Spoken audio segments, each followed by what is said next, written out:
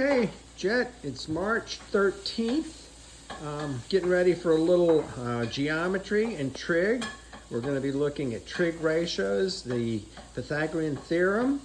So it looks like you're ready to go. We'll get started in just a minute, my friend.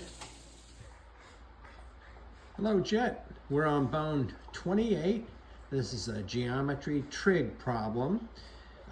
Don't miss the easy one is our mantra. This one isn't that easy, but it's an interesting problem because it tests your knowledge of Pythagorean theorem, trig ratios, and being able to simplify radicals. Okay, so here we go. We have this graph here. The end of that segment is at the coordinates 2 square root of 3 and 2. And they want the sine of theta, of that angle. Now, remember the sine ratio is opposite over hypotenuse. Now, we need to figure out what the hypotenuse is. Now, the 2 times square root of 3 is the x coordinate. So that's our x distance. You can see that on that little triangle I did at the bottom left there. 2 square root of 3. And then the 2 coordinate of that point is the y coordinate, and that's our vertical distance. So we have 2 and then 2 square root of 3 as the sides of our triangle and the hypotenuse.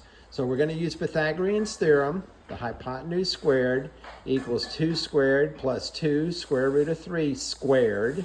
So we get hypotenuse equals 2 squared is 4. Now, 2 square root of 3 squared, we square each term inside the parentheses. So 2 times 2, or 2 squared is 4. Square root of 3 squared is 3. So we have hypotenuse equals 16 squared.